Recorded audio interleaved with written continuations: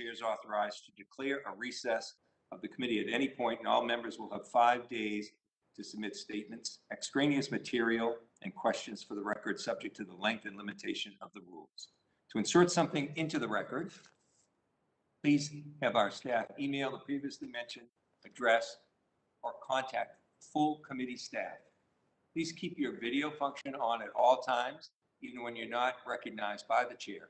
Members are responsible for muting and unmuting themselves, so please remember to mute yourself after you finish speaking. Consistent with House Resolution 965 and the accompanying regulations, staff will only mute members and witnesses as appropriate when they're not under recognition to eliminate background noise. I see that we've got a quorum and now recognize myself for an opening remarks pursuant to this notice. We're holding a hearing today entitled Transatlantic Cooperation on Countering Global Terrorism and Violent Extremism. I'll now recognize myself for 5 minutes.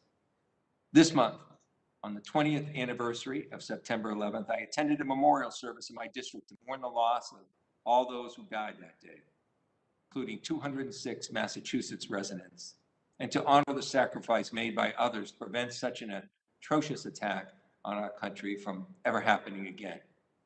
During the service, I was struck by how quickly 20 years can go by. It's truly remarkable how our global society has fundamentally altered in so many years in ways responsible as a result of this action, which opened our eyes to the threat of global terrorism and violent extremism.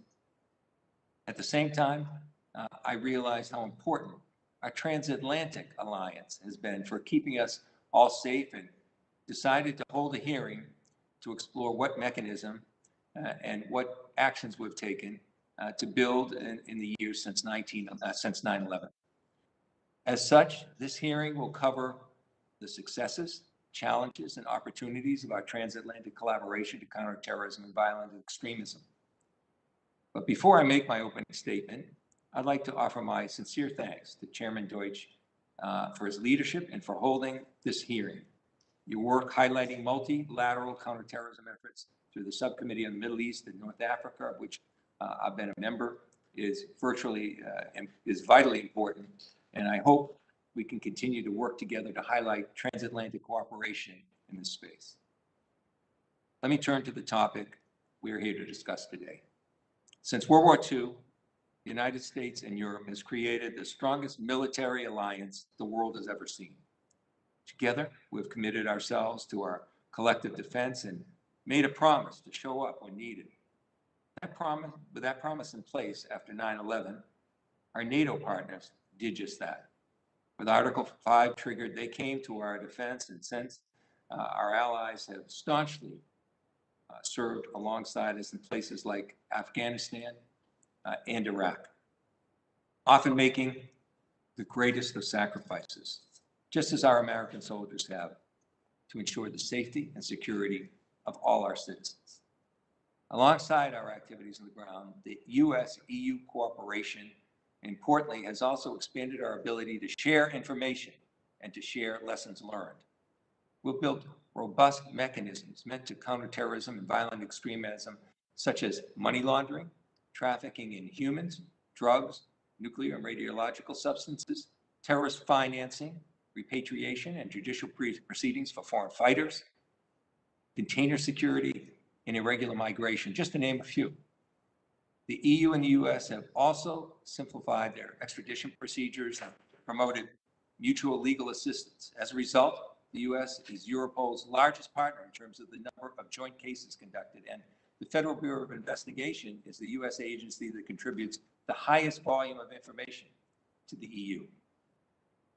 Altogether, these agreements, institutions, and rules are vital for us to continue to live in relative peace, achieve security, and prosperity for all of our citizens. Now, in a time when we're reviewing the state of global terrorism and violent extremism, it's more important than ever to remember what we've created so far and recommit ourselves to those mechanisms that ensure our way of life, which is grounded in the values of freedom, democracy, and human rights. The question now is how the United States and Europe can maintain this transatlantic bond that served as a bulwark against threats to our collective security. To answer this critical question, my colleagues and I have invited a group of incredibly knowledgeable experts with a diverse range of professional experiences. They include Deputy Director General for the Migration and Home Affairs at the European Commission, Olivier Onidi, founder and CEO of Moonshot, Vidya Ramalingam. I hope I get that correctly. I apologize. I'll get it before this hearing is over. The Royal United Services Institute, Raphael Antucci, and the Washington Institute's Dr. Matthew Levitt. As longstanding experts in the field of countering terrorism and preventing the spread of global violent extremism, you'll be able to give concrete recommendations on the ways that the United States and the European Union can bolster cooperation in areas such as data sharing, privacy, de-radicalization and radicalization prevention initiatives, terrorism financing and sanctions, and irregular migration for foreign fighters. We thank you for being here today.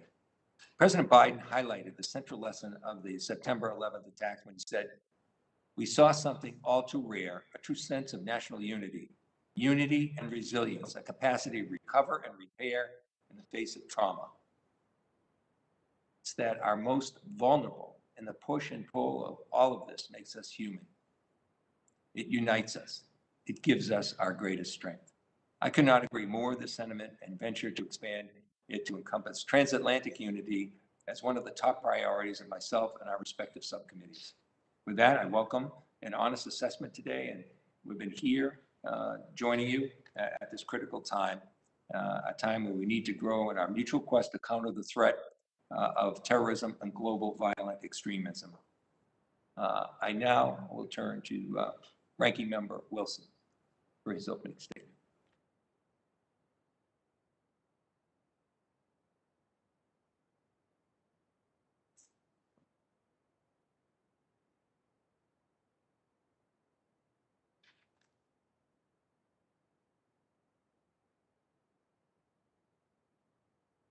For calling this timely hearing today. With the increasing invigoration, scope, and capability and funding of international terrorist organizations, cooperation and coordination with our friends and allies in Europe to combat and prevent terrorism have never been more critical, especially as Afghanistan has now become a safe haven for terrorist training. I am particularly hopeful for the United States' relationship with the EU and NATO partners to conduct counterterrorism operations and share critical information. Technology, sadly, has made recruiting and proliferation of extremist content cheap and easy, which means we must recommit ourselves to solving this evolving problem. One area that we must close the gap with EU is in regard to the designation of terrorist groups who pose a threat to our mutual friend and ally, Israel, and the United States and European Union countries. Iranian-backed Islamic extremist terrorist groups like Hezbollah and Hamas pose an existential threat to Israeli families and seek to destabilize regional normalization efforts, and yet there is reluctance to name Hezbollah political wing as a terrorist group. A week ago, it was reported that Hezbollah imported Iranian fuel into Lebanon through Syria, welcomed by banners blatantly reading, quote, "Thank you, Iran. Thank you, Assad, Syria," end of quote. There is no question that the Iranian regime seeks to export its draconian ideology, as is evident by Hezbollah presence in Latin America. I was grateful to introduce a bipartisan bill this week in Congress to address this issue and identify authoritarian regimes working with the Iranian-backed terrorist groups in the Western Hemisphere. I appreciate our distinguished witnesses for their expertise, and I look forward to hearing from each of you, and I yield back.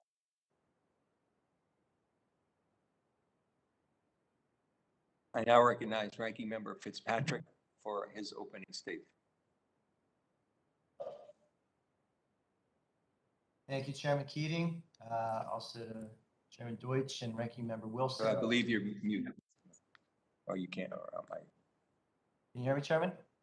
I can hear you. I now recognize Ranking Member Fitzpatrick for his opening statement. Thank you, Chairman Keating, and also to Chairman Deutch and Ranking Member Wilson for holding this important hearing, and to our esteemed panel witnesses for being here with us today.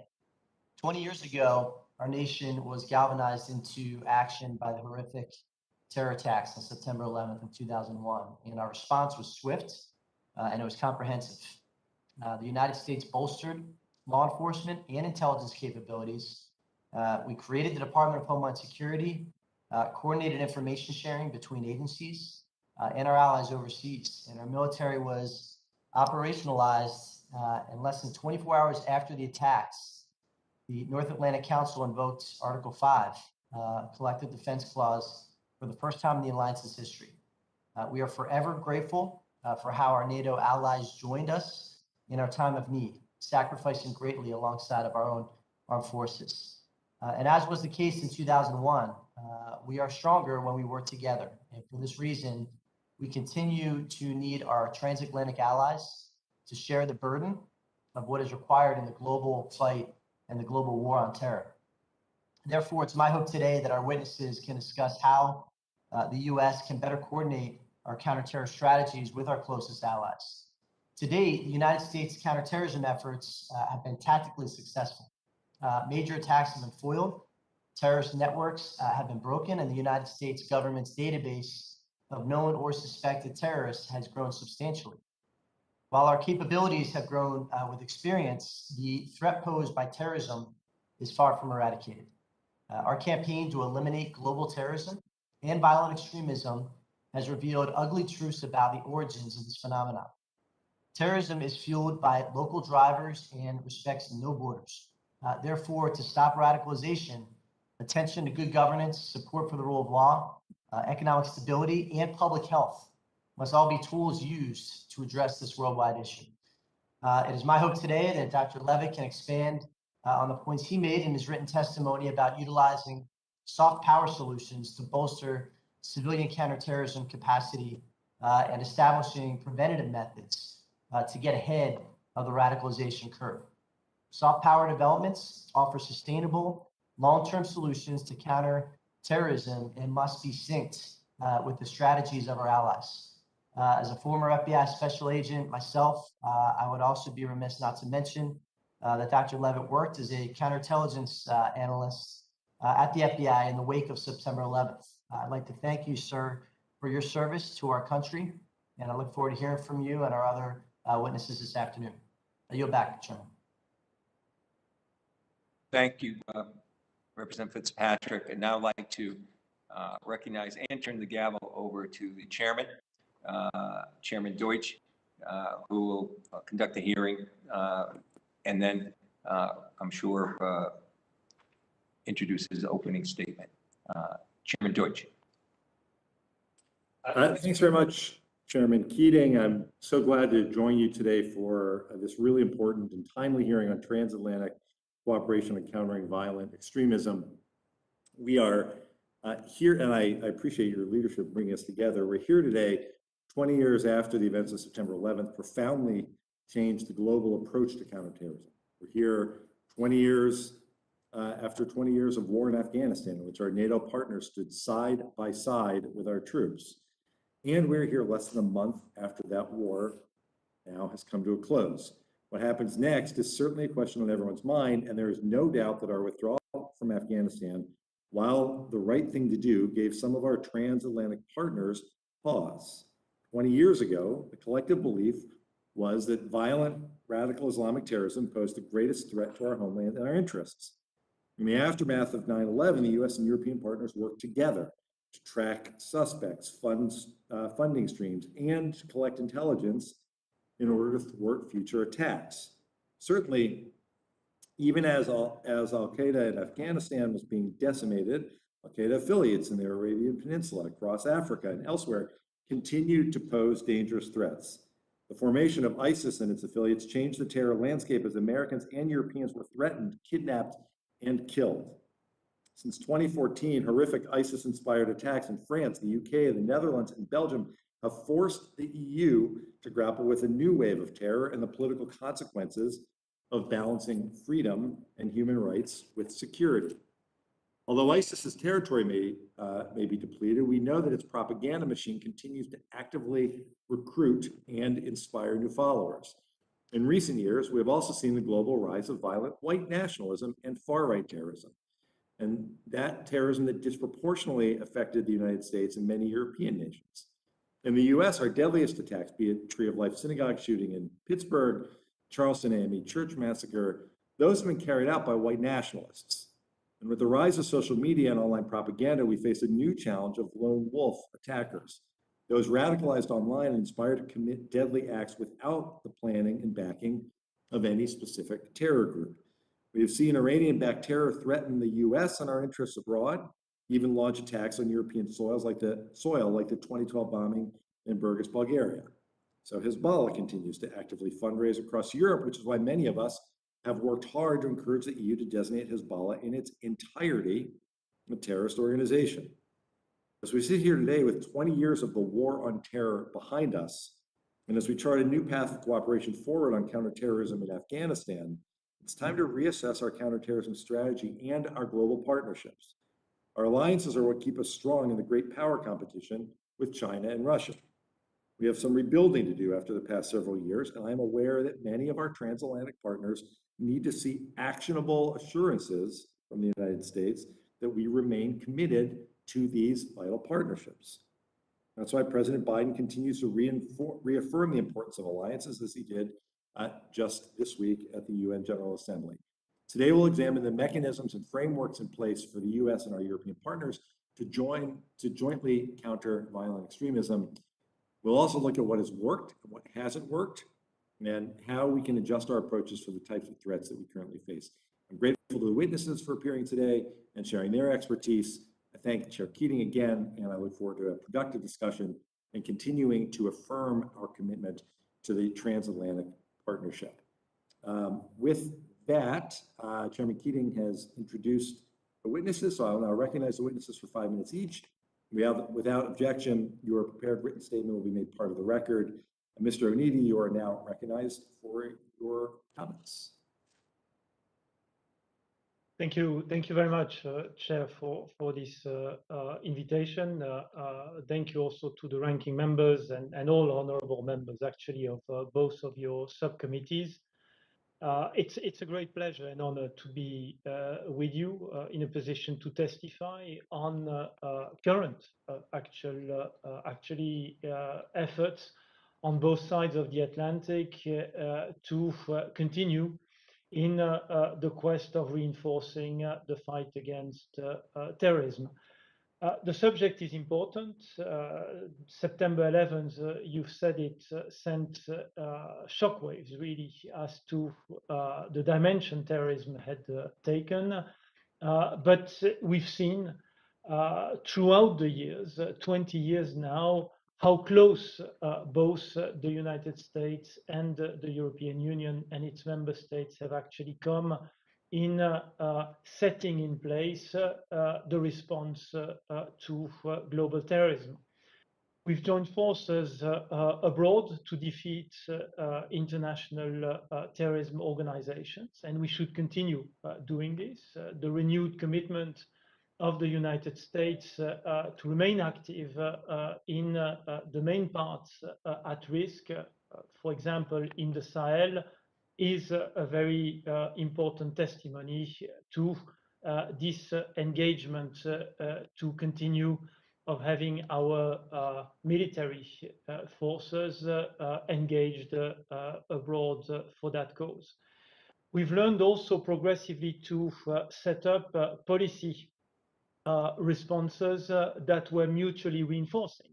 When we talk about the fight against terrorism financing, there is no better example than the terrorist financial tracking program that has been instrumental in cutting the financial resources to organized terrorism groupings. Advanced passenger information, passenger name records have also been tools which we have not only developed in our own jurisdiction, but which we are also developing across the world in different countries. information systems being used by our border guards, and also the information that is actively being pushed in those systems is another, I guess, example of how much we have done together. We've brought our agencies, our operational entities to actively work together. There is no better example than Europol being the hub in Europe of cross-border transatlantic cooperation, with all relevant agencies being represented and being closely associated to the work of Europol on our side, in terms of facilitating the exchange of information, providing support to investigations, but also then looking at prosecution and the judiciary angle of the cases. How to best understand what actually leads an individual to commit a terrorist act, prevent this to happen, also rehabilitate individuals. This has become the prime focus of our joint work, because we've realized that most of the attacks these days are actually committed on our soil by homegrown domestic residents of our countries. And we've done a lot of progress in actually helping out the anticipation of such acts. And I'll be very happy to discuss in more details the type of cooperations we've set up on that. And then finally, the last point I wanted to highlight in this introduction, the online world, which has also been a recognition that most of the incitement, the recruitment of individuals led to commit terrorist attacks is actually happening online. In every attack over the last years in Europe, there is an important factor of online radicalization. And here as well, we've seen us shouldering our efforts towards the internet world, pushing to the companies the obligation to do more in order to identify and suppress terrorism incitement material, and also helping us in identifying those groupings which were actually very active online. Afghanistan, you said it, is another reminder of how important it is to continue this fight together, and certainly not lower our guards in this field. Thank you very much for your attention. Thank you very much, Mr. Onidi. Ms. Ramalingam, you're now recognized for your opening statement. Thank you. Chair Keating, Chair Deutch, Ranking Member Fitzpatrick, Ranking Member Wilson, and members of the subcommittees, thank you for the opportunity to speak with you today. I appreciate your leadership to ensure better international cooperation on countering global violent extremism. Throughout my career, I have worked to design and deliver terrorism prevention and de-radicalization models globally. 10 years ago, when a white supremacist terrorist murdered 77 people in Norway, I led the EU's first intergovernmental initiative on white nationalist terrorism and extremism. I worked with hundreds of policymakers, practitioners, social workers, and former extremists across 10 EU countries to gather evidence and design policy and programs on what worked in this prevention of this form of terrorism. Today, I've taken this fight online as founder of Moonshot, an organization working with US and European governments to build online prevention mechanisms fit for the 21st century. Our work has been delivered with partners such as the US Department of State across administrations and the Global Coalition Against Daesh, with which we worked across over 80 coalition partners on online efforts to degrade terrorist recruitment.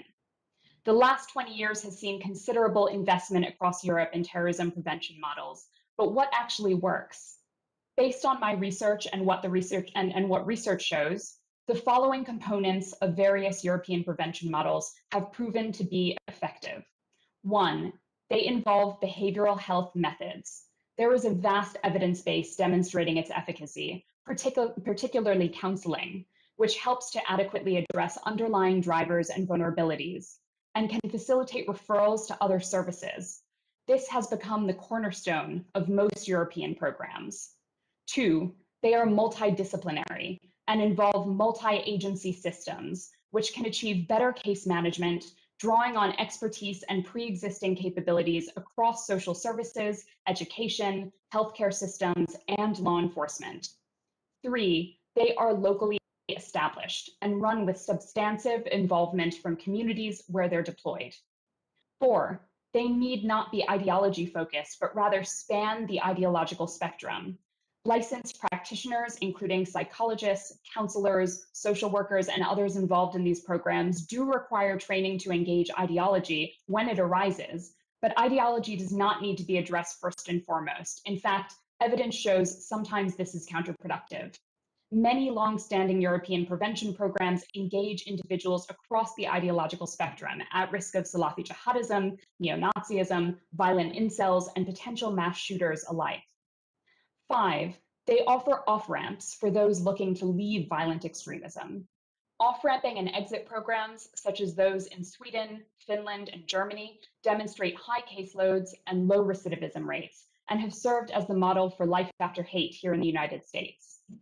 And finally, these programs tend to be more effective and credible when they are independent of government, but have stable government funding. Accountability is critical, but a bit of independence gives programs, especially exit programs, greater authority with those who are looking to leave violent extremism. But perhaps the greatest challenge for these efforts is how to bring these prevention models into the 21st century. Social media creates new opportunities for perpetrators to reach vulnerable audiences and has supercharged the spread of violent extremist content.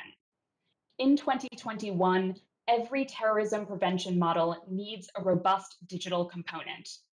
Moonshot has spent 6 years working with governments to design and implement digital complements to offline terrorism prevention infrastructures. This must be done safely, ethically, and responsibly. First, the entire suite of prevention services needs to be adapted for online delivery, including risk assessment frameworks and counseling services. Secondly, we need to adequately signpost terrorism prevention services such as hotlines, counseling, and exit offers online. Third, online prevention frameworks must be designed with user privacy at its heart. Evidence shows us that this works. In Moonshot's recent studies, audiences at risk of jihadism were 47% more likely than the general public to take up offers of psychosocial support services online. Neo-Nazis were 48% more likely. And this year alone, Moonshot has channeled over 100 individuals at risk of violent extremism across the United States into text messaging counseling sessions via online engagement. We need to acknowledge that the tech companies are not doing enough in this fight. As we continue to hold these companies to account, we do have an obligation to adapt our terrorism prevention infrastructures to this new reality. We must both learn from the past and look to the future in our fight against global terrorism. Thank you for your time today. I look forward to your questions.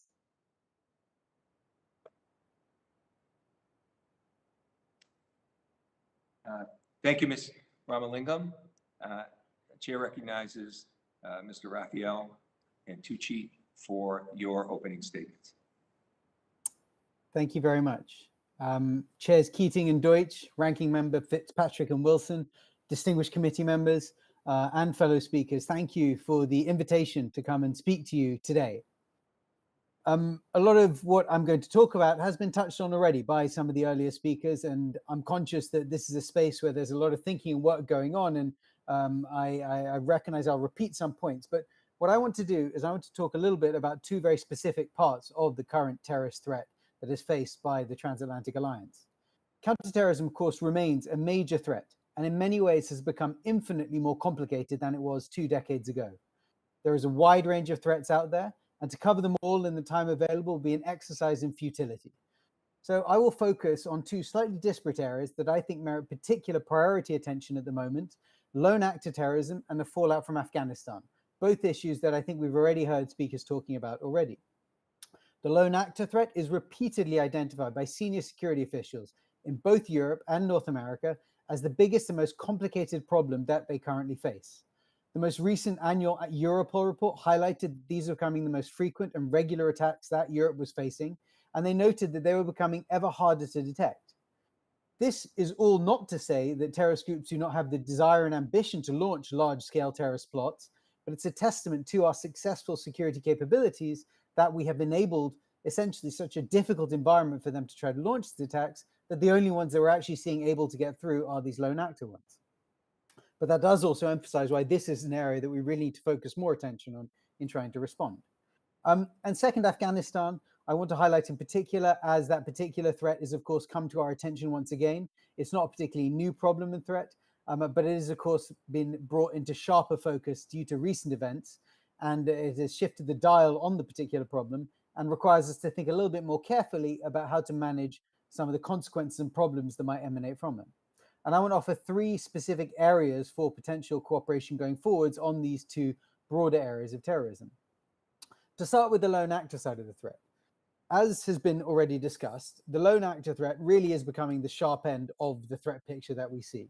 But it is becoming increasingly confusing. And we see that the ideologies that individuals who are committing lone actor terrorist attacks are becoming increasingly idiosyncratic.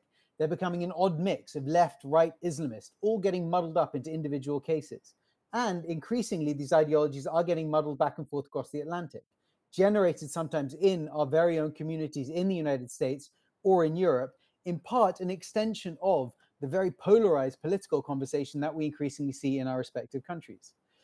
This makes them very difficult to manage, because when you're looking at some of these threats and the ideologies that are spawning them, you're looking at things that are sitting on the edge of the mainstream political discourse, which makes it very hard to try to craft a specific response to crack down on these and to get legislation that will deal with this effectively. The problem being, of course, that we have different perspectives on where the law should lie with particular ideologies. But I think greater coordination is clearly needed, and a greater conversation on trying to understand where we both see these threats lie, and understanding how different, hyper ideologies in Europe or North America will have a very direct impact on the threat picture in the other side, and particularly on the lone actor side of the threat. The second one is on the tactical side. A lot of this problem is happening online, as has been highlighted by previous speakers. And clearly the United States has a far superior capability in many ways of conducting preventative actions and very aggressive counterterrorism activity in the online space. Greater coordination and cooperation within the space is clearly going to be essential, but ensuring that these tools are being used in a proportionate manner, and ensuring that, as a previous speaker mentioned, social media companies are being particularly focused on in trying to ensure that they are addressing their side of the equation. And then finally, on the preventative side, as was also already highlighted, on the preventative side of the coin, you're looking at an issue which is becoming very individualized, and you're looking at trying to respond to lone actor threats that are being dealt with by a wide range of different actors, from social services through to hard security actors. Ensuring that these people are communicating and sharing best practices across the Atlantic will, I think, be critical, because I think it's no longer going to be the case that a single answer to this problem exists. It never really did anyway, but I think that's becoming even more realistic. So learning from each other's experiences within the space will be increasingly critical. To look very briefly at Afghanistan, conscious that I'm coming up against time, I want to talk about 3 specific aspects. First, we're talking about this an awful lot within the context of how the threats from Afghanistan may come home. And yet the real problems are more likely to happen in Afghanistan's neighborhood. Understanding how the Transatlantic Alliance can manage the threats that are most likely to spawn, most likely to appear in Afghanistan, in Pakistan, or in Central Asia, is, I think, where we should be really focusing our attention in the short to medium term. Second, geopolitics. The Transatlantic Alliance was clearly pulled by the issues that we saw, but I think we need to be careful not to overstate this. And I think instead we need to start to think about focusing where it is that actually the United States and European allies can focus their attention. The UK, for example, has a deep experience in Pakistan, focusing attention there for the UK. Or in Central Asia, Germany has a very strong relationship with Uzbekistan. France has a particular relationship with Tajikistan. Establishing these new sort of alliances to deal with the over-the-horizon threats that we may see emanating from Afghanistan, I think will be a critical thing to focus on going forwards. And then absolutely finally, I think we really need to try to find ways of extricating Afghanistan from the great power conflict lens that it's increasingly being seen within. In focusing on Afghanistan through this lens, we're going to do ourselves a disservice and potentially stymie our ability to respond to the very real potential terrorist threats that are likely to emerge. And I will cede the floor there. Thank you very much, and I look forward to your comments and questions. Thank you, Mr. Pantucci. And now Chair recognizes Dr. Matthew Levitt for 5 minutes for your opening remarks. Thank you very much, chairs and ranking members. It's a pleasure to be here.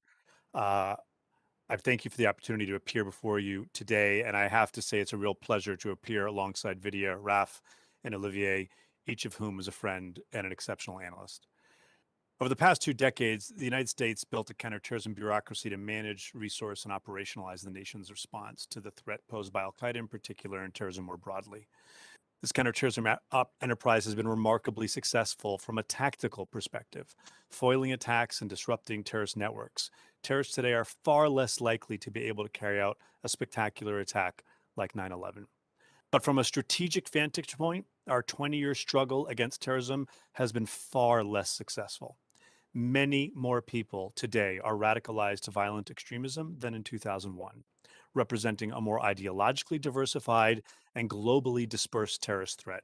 Consider that 2 decades after 9/11, the US government's database of known or suspected terrorists has grown by almost a factor of 20.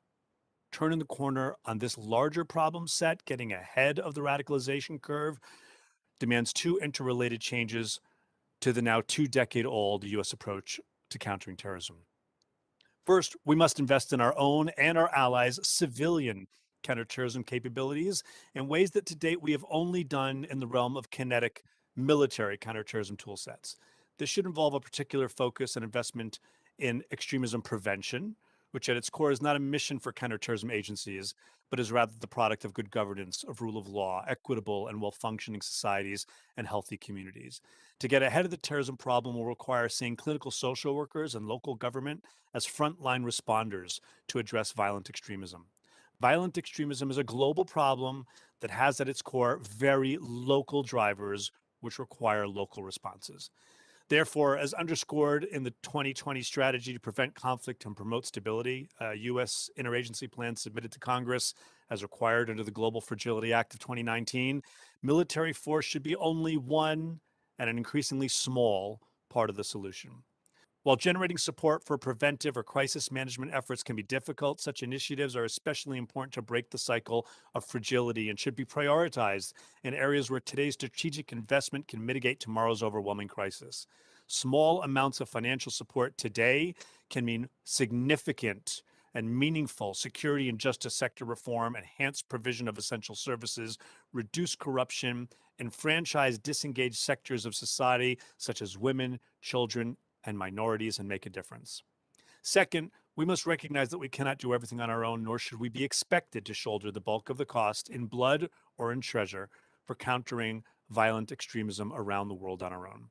As the Biden administration's interim national security strategic guidance states, recent events show all too clearly that many of the biggest threats we face respect no borders or walls and must be met with collective action. While critical, this will be no easy lift.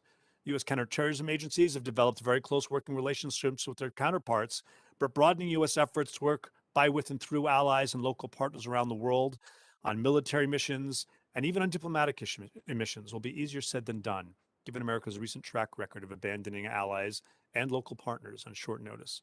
More broadly, convincing partner nations to form burden-sharing alliances with the United States to address threats closer to their borders than ours will be possible only once the United States has taken tangible action to restore its credibility as a reliable long-term partner and does more to tackle domestic violent extremism within its own borders. At the end of the day, one European official explained to me, all Europeans want a strong security partnership with the U.S.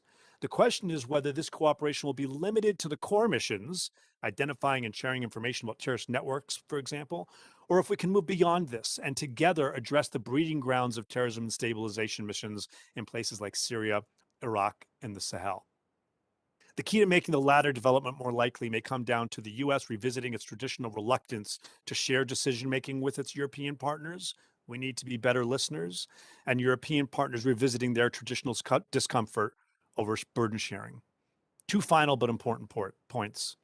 Ideological fluidity and blending of ideologies is what we see over and over here in the US and in Europe. Typically, we see people wanting a sense of purpose, of community, of belonging. These are the key motivators to radicalization, not ideology. Ideology comes in later as the factor that then mobilizes people to action. This means that countering global violent extremism cannot focus on any one type of ideology. Islamist extremism still poses terrorist threats that we will have to take seriously, no doubt. But here in the United States, domestic violent extremists, white supremacists, anti-government neo-Nazis, and more present an even greater threat. Second, there'll always be areas of disagreement in the transatlantic relationship, and these will need to be navigated carefully. Some examples include Europe will have to do better on repatriation of foreign terrorist fighter nationals. The situation in camps like Al-Hol in Syria is simply untenable. America is going to have to come to terms with the dangers posed by the spread of hate speech, disinformation, and terrorist content online, and find ways to address this challenge within our First Amendment limits. We're going to have to find ways to think about the threat level and the appropriate response to extremist actors such as Lebanese Hezbollah, Iraq, and other Shia militants. And to do that, we're going to need creative solutions. So while, for example, pressing the European Union to designate all of Hezbollah is important and should continue, Congress could do a lot of good in this regard by working with national level parliaments in Europe, many of which are animated on this subject as well. I thank you again for the opportunity to testify before you. And look forward to your questions.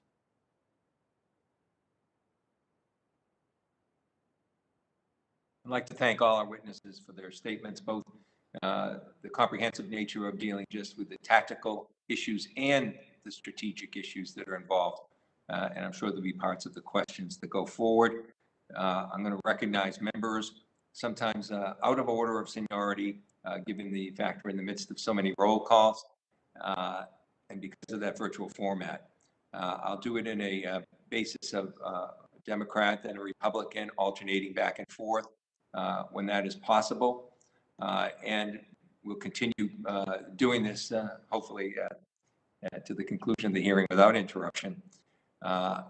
Each member, if you miss your turn, let our staff know. We'll circle back to you. And if you seek recognition, you've got to unmute your microphone and address the chair verbally for those that might be wandering into this room, few that they may be. So I'd like to now represent Kathy Manning for 5 minutes.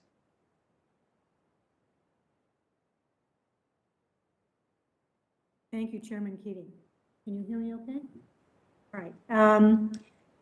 I am proud to co-lead HRES 359, a bipartisan resolution I introduced with my colleague, Chairman Ted Deutch, urging the European Union to fully designate Hezbollah in its entirety as a terrorist organization. And Mr. Levitt, you are an expert on the terrorist group Hezbollah. Do you believe any distinction can or should be made by any of our European allies between the so-called political and military wings of a terrorist group like Hezbollah? Thank you for your question. The simple way to answer it is not to ask me, but to ask Hezbollah leaders themselves, who have been very, very clear in the fact that there is no distinction to be made between the various wings of their organization. Even Europol's latest terrorism situation and threat report makes this clear, that the distinction that was made in 2013 undermines their ability to carry out investigations. There's a political issue going on here that's primarily driven by France, but that doesn't mean, on the one hand, that while we continue to pursue this issue with our colleagues, that we can't do other things. There's been some significant progress at national levels with different European countries doing different things. Some have passed designation authorities, some that don't have them have used immigration authorities or authorities that enable them to ban certain symbols. And in each of these instances, what's driven these domestic actions has been, in part, actions within their parliaments. And I think, therefore, the U.S. Congress engagement, not only at the EU level, but at national European parliamentary levels, could be very effective in this regard. Thank you. Mr. Pantucci, there are many ways for us to work with our European allies and partners to exchange best practices to counter violent extremism and white supremacy. Can you talk to us about which has proven to be the most effective forum for us to cooperate to counter the global threat of white supremacy? Thank you for the question. I think at the moment, the problem of white supremacy is one, or the extreme right wing is one that I think we're still trying to work out exactly where the best forums to deal with this are. In part because we're still sort of trying to understand the exact parameters of the problem. I think traditionally it's been something that's been the respite, the remit of police forces. And I think police forces have traditionally been the ones at the front line of dealing with this. So increasingly, we've seen intelligence agencies moving into this space as well. And that, enhanced cooperation at that level is probably quite effective. But if I think about these groups and how they play out on the ground, I think trying to engage, frankly, at a policing level is probably a very good place to start, because they are really, these groups are quite diffuse. They're very much within our communities. They haven't necessarily got the same sorts of international links that you get from, Islamist groups or other ones. They are sort of developing some online communications, but it really is something that I think police forces seem to be the ones who are dealing with most effectively so far. That's my sense. Thank you. Thank you. Let's see the timeline here. Okay. Mr. Onidi, the Transatlantic Alliance has faced significant challenges in recent years, and more recently than that. However, our countries share a common challenge when it comes to combating misinformation online, especially social media. How can we work better together to counter the rapid spread of online extremist propaganda? Thank you. I would argue that a lot of progress has actually been achieved on this very aspect. We concentrated a few years ago on our differences. The fact that we had, different constitutional model, different approach. We would, in the EU, rather pursue a path towards hard legislation. In the US, rather voluntary efforts. But all this was the past. What I've seen over the last months, I believe, is a very, very strong recognition of the absolute and vital importance of requesting more from the different online platform, and us as well being able to develop better tools to support them, to better understand also the type of ideological vehicles that was online, and also have better channels of information with them in order to notify terrorist-related material, but also, as Vidya said, not only identifying material that should be withdrawn, but work with the actors in order to identify people behind these sorts of content, and also work more with them in order to promote counter-messaging, to promote actual material that would help individuals to see things in more objective ways. So I think we're on a good path. Slightly different approaches still. We have hard legislation on this, but we see that together we speak with a very strong voice towards the platforms. Thank you. And thank you to all of our witnesses, and thank you to our chairman for holding such an important hearing. And I yield back. Thank you, Representative Manning. The chair now recognizes Ranking Member Joe Wilson from South Carolina for 5 minutes.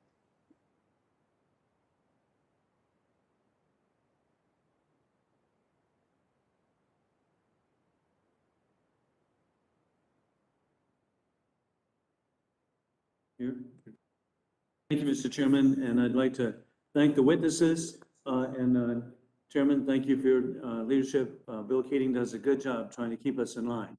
And so, Dr. Levitt, last week the CIA Deputy Director acknowledged early reports of foreign fighters traveling to join Al-Qaeda in Afghanistan. Are we at risk of another outflow of foreign terrorist fighters from Europe? How can we work with our European partners to address this threat? Thank you, sir, for the question. I think it's important to note that while I'm very, very concerned about the situation in Afghanistan, the withdrawal, how the withdrawal happened, I think we need to recognize that Afghanistan in 2021 is not Afghanistan in 2001, and that the counterterrorism measures that our European colleagues have put in place, border security, biometrics, etc., today are infinitely better than they were back then. I don't anticipate Afghanistan being a significant draw for Western foreign fighters, in part because there are already more attractive places to go in Syria and Iraq and other places. But we're going to have to keep a close eye, maybe not on huge numbers, but on small numbers. And we're going to have to be worried about terrorist groups, not limited to Al-Qaeda, being able to enjoy safe haven. There are two issues in Afghanistan. One is the groups like Al-Qaeda and the Haqqani network that will be able to operate in areas under Taliban control because they're close to the Taliban. But the vacuum created by the withdrawal is larger than the Taliban can fill, and therefore groups like Islamic State, Khorasan, ISK, will be able to operate in those areas that are beyond Taliban control. So we're going to have a new problem set, different than the one we've had before in Afghanistan, and we won't have the luxury of having the type of intelligence collection that we've relied on in Afghanistan for the past 20 years. And Dr. Levitt, also sadly, with the reopening of training schools in Afghanistan for rogue suicide bombers, is the U.S. at risk of an attack of equal impact to 9/11, whether at homeland or abroad? And if so, what type of attack would you anticipate? I think the likelihood of a terrorist spectacular attack like we suffered on 9/11 is much, much smaller now. Again, in part because of all of the different systems we have put in place, the counterterrorism infrastructure we have today is just so much different and better than it was 20 years ago. And also because we've put in place the ability to collect information, to be able to forecast and anticipate. We can't do that quite as well as we want to yet in Afghanistan because we're not on the ground. But I think that the most immediate threats will be in Afghanistan and in the region around Afghanistan before it will come to our shores or to our interests abroad. Over the medium to long term, there is that possibility, but we have time to mitigate that threat. And with your expertise and background on Hezbollah, what is the current threat that Hezbollah poses to Europe? Hezbollah primarily poses a logistics and financing threat in Europe. But as the State Department revealed just a few months ago, Hezbollah has been moving ammonium nitrate material to be used to put together explosives through several European countries over the past few years. And as we saw in Burgas, Bulgaria, the successful attack, and in Cyprus, two thwarted attacks, Hezbollah is not shy about operating in Europe when it suits its interests. To the extent that we recognize that ideology is not the issue we should be dealing with primarily, we should be dealing with extremism across ideologies. That means we should not be limited to Sunni extremism. We should be covering Shia extremism. We should not be limiting ourselves to Islamist extremism. We certainly need to be focusing on white supremacist and other types of domestic violent extremism. And I really am back again on risk at home. I'm very, very concerned about a rogue suicide bomber coming to, say, a football stadium and the panic that would occur where they don't have to kill that many people, but the panic would be incredibly horrific. And then, sadly to me, the development of drones. As we saw with the swarm of drones that Iran provided against the oil refinery in Saudi Arabia, it is so easy to purchase at a convenience store drones. How do we address that? That it attacking public buildings, legislative buildings within the United States? These are both excellent questions. I think that the issue of suicide attacks in the United States is increasingly one, like other types of attacks, that is more likely to happen by homegrown violent extremists, including people who are not even foreign directed. The issue of drones is beyond my expertise right here and now. Suffice it to say that the issue of dealing with terrorist access to simple technologies that they're able to exploit to tremendous benefit is of real concern to many different parts of the US government, though most of the drones that can be bought at Walmart are not the type that can cause significant damage, for example, to Congress. It is a huge problem. Well, thank you, Ben, very much for all of your participation. I'm honored again to be here with Chairman Keating. Thank you. Thank you, Representative. Chair now recognizes Representative Dean Phillips, Minnesota, for 5 minutes. Thank you, Mr. Chairman. Greetings to our witnesses and gratitude for being with us. I think it's fair to say that the United States and European nations take different approaches to protecting speech and to regulating online content, but we clearly are all facing the challenge of hate, disinformation, and misinformation spread online. So, Ms. Ramalingam, if you could start by sharing with us how you would characterize the most urgent needs for transatlantic cooperation relative to countering the spread of propaganda and radicalizing messages and content online. Thank you for your question, Congressman. And as an organization that operates both in Europe and the United States, we obviously firmly believe in and safeguard First Amendment protections. But of course, the regulations in Europe are different, and the tech companies' obligations to moderate content are different based on the country that you're in. As an organization that operates across that transatlantic divide, our approach is not necessarily focused on removal of content, but ensuring that there are safer alternatives online. So this is not about cooperation of, and accountability for the tech companies. It's not just about that. It's about ensuring that we're using these digital platforms to their full advantage to signpost to individuals who are at risk, who are demonstrating their vulnerabilities online, that there are options for them to exit. There's a raft of evidence that has been growing over the last several years, demonstrating that if you engage these individuals online, if you start conversations with them, if you seek to channel them into support programs, they are actually disproportionately likely to engage with those offers as compared to the general public. So there's more work we need to do to take the offline terrorism prevention infrastructures that we've built and ensure that those same practitioners have the digital literacy and the capability to begin to engage online. And that means everything from ensuring that we can assess risk online and that we translate the way that we assess vulnerability offline into the online space, but also ensuring that we can kind of manage that channeling of individuals from the online space into offline support programs. Okay, so it's your argument and belief that that is the mechanism that we should be looking to, and you're convinced that it will work and is working?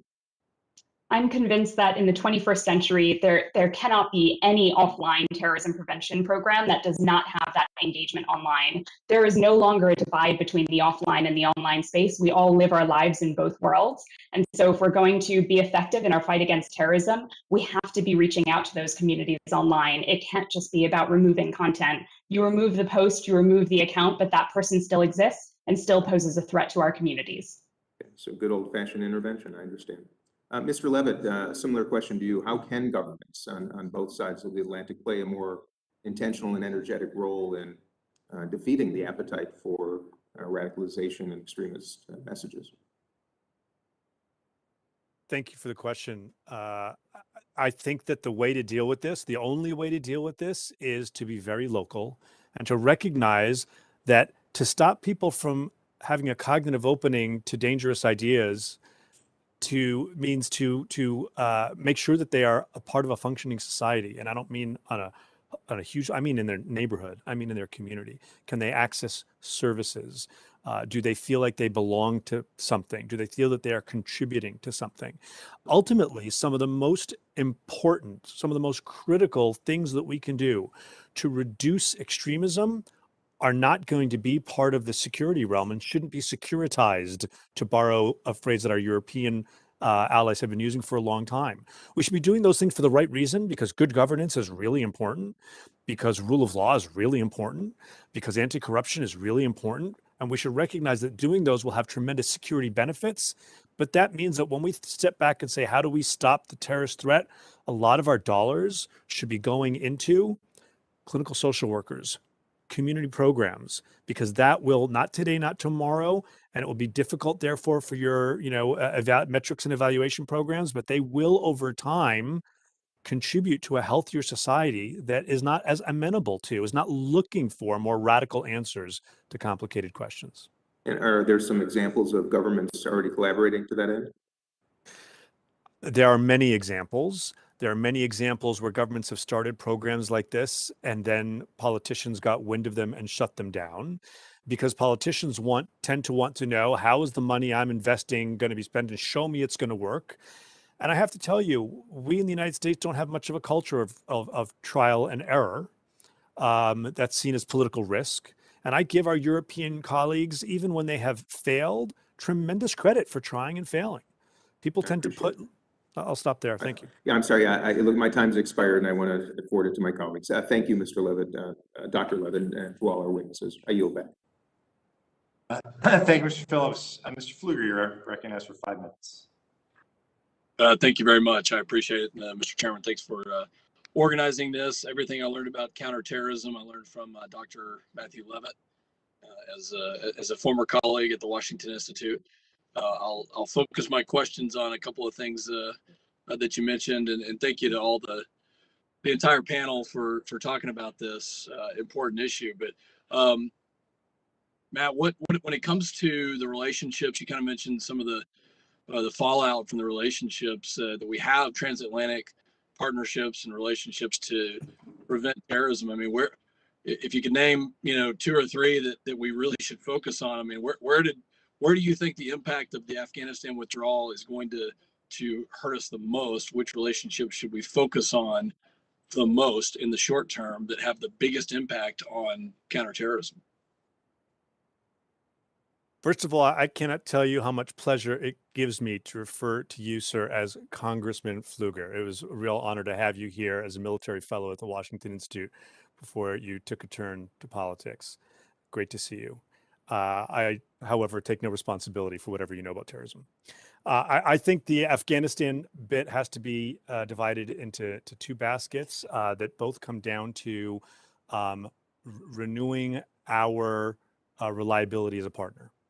And when I think of partnerships, I think of partnerships with allies, so alliances, the EU, European member states, others around the world. And I think of partnerships, the way we had partners on the ground in Afghanistan, the way we have partners on the ground in Iraq, the way we have partners on the ground in Syria.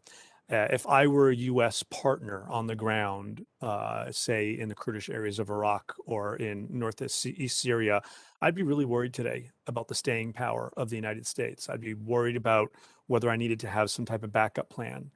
And whether you're in favor of the U.S. having withdrawn from Afghanistan or not, whether you think the way it was done was good or not, I think this is something we can all agree on. The reality is those types of partners are raising eyebrows, and I've had conversations with people like that. This is happening. And the second one is with our allies. It wasn't just the United States that found itself struggling to get its people and its allies out. And U.S. military and intelligence agencies did Herculean efforts getting people out in this small amount of space, but we left our allies in the exact same position very suddenly. And it wasn't the first time.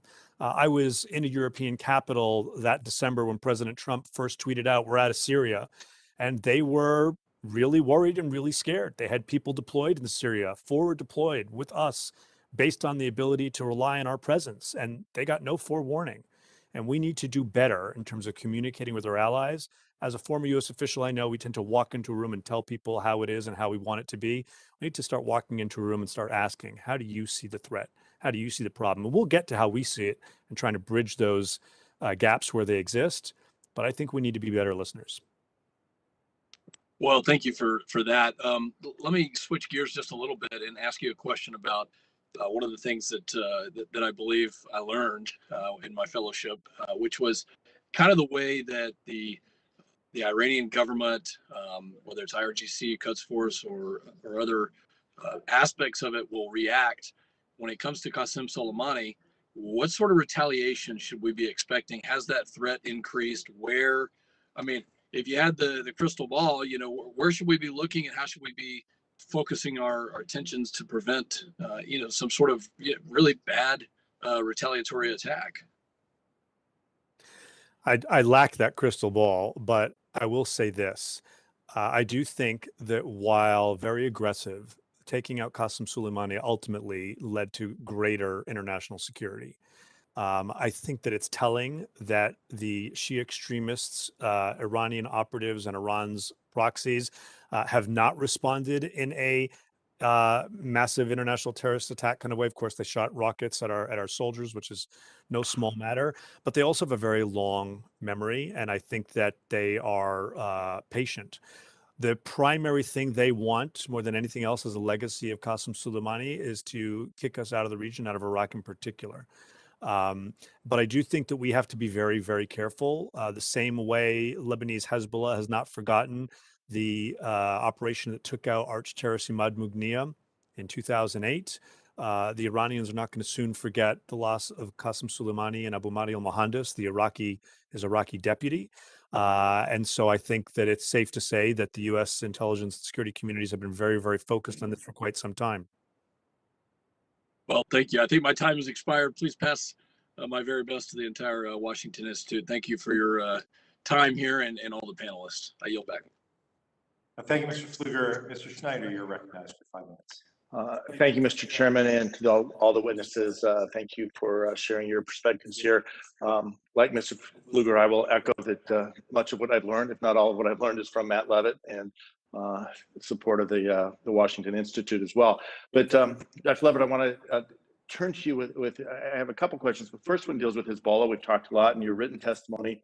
You talked about Hezbollah offering a Keating point and navigating complicated matters across borders. 7 years ago, we worked together on drafting the Hezbollah International Financing Prevention Act. It's had great effect in limiting Hezbollah's reach, but they've been working to get around it. What would you suggest as specific actions we might take alone in the U.S., conjunction with our partners, to update HIPAA to do more to block Hezbollah in their efforts?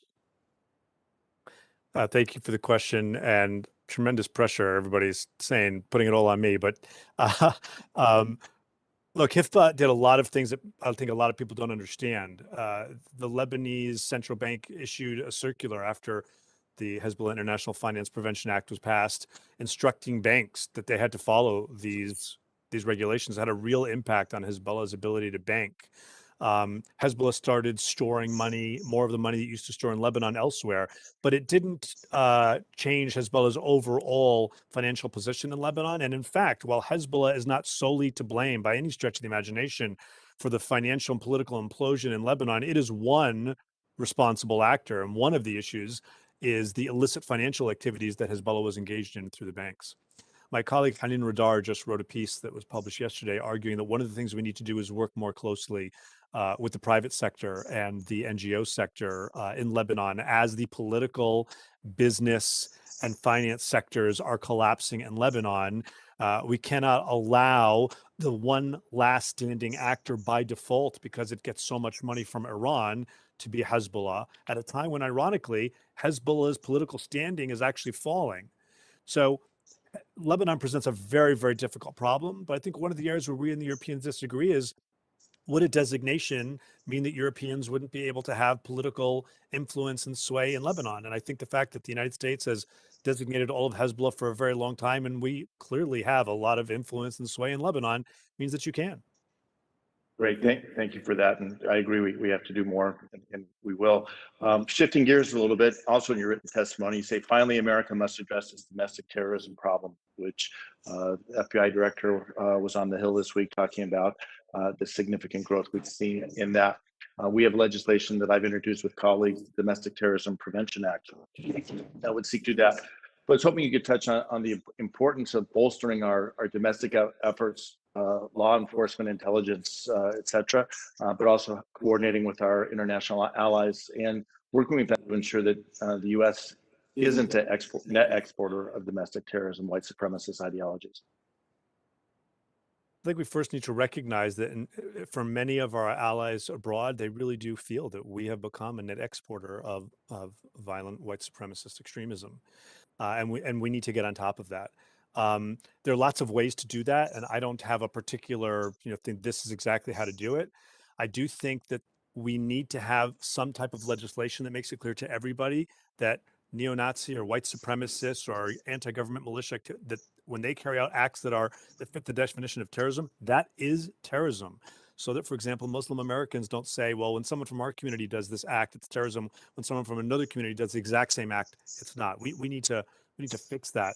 But if you even just want to use kind of state or existing federal regulations, we have lots of regulations to deal with almost all types of terrorist activity, with the glaring exception of mass shooter attacks, which cannot be, for technical legal reasons, described as an act of terrorism right now.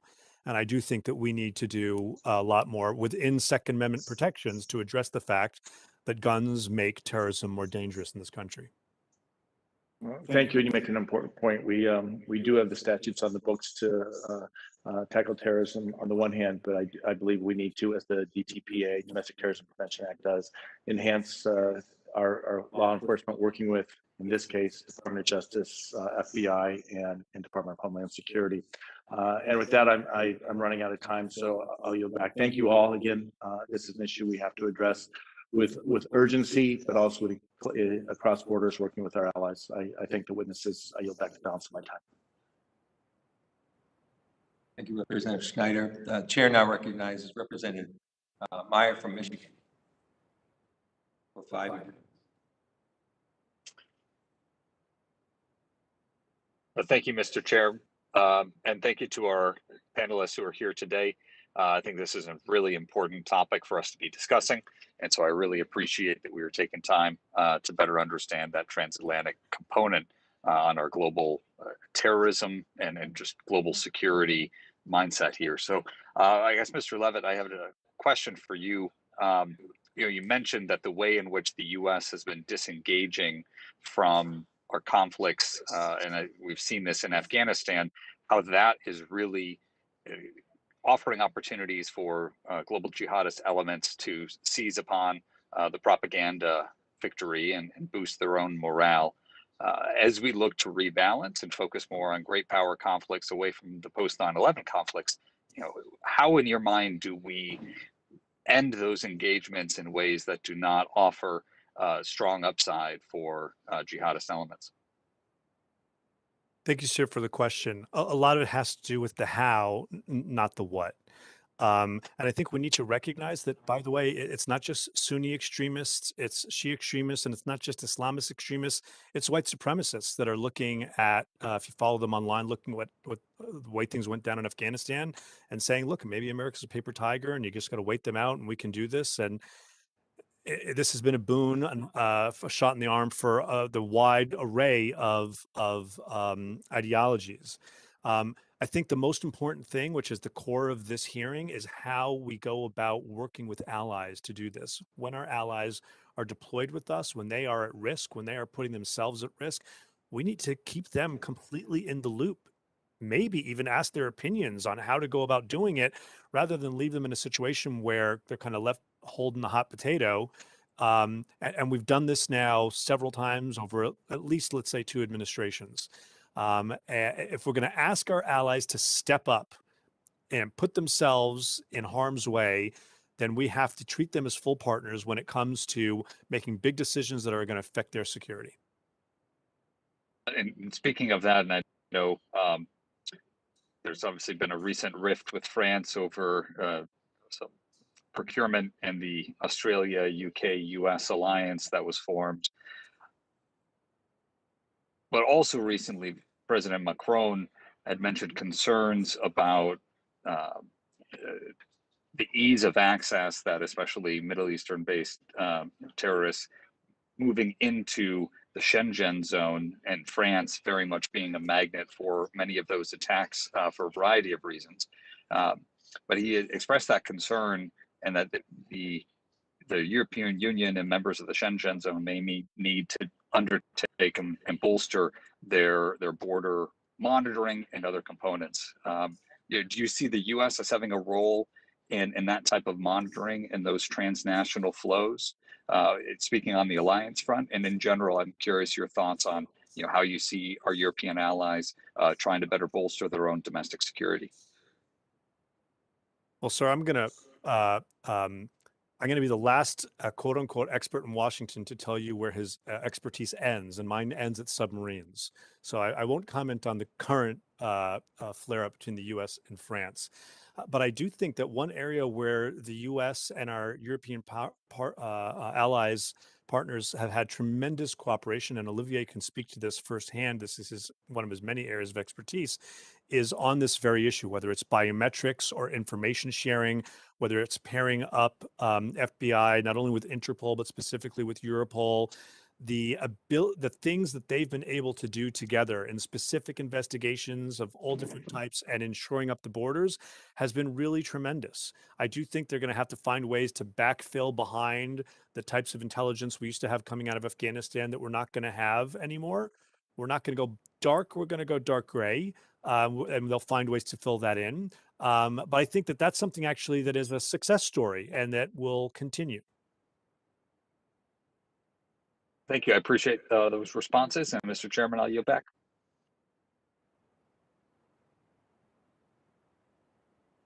Thank you, Representative. The chair round recognizes Representative Cicilline from Rhode Island for 5 minutes.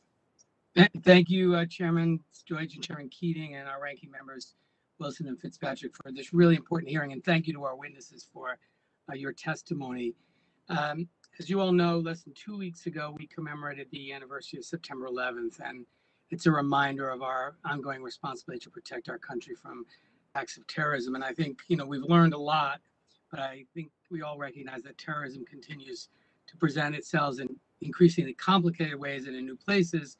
And the digital age in particular has allowed us all to be more interconnected than ever, but also and led to great global cooperation and economic relationships. But it's also really, in many ways, tested our counterterrorism capabilities, as we've seen that misinformation can quickly lead to radicalization online.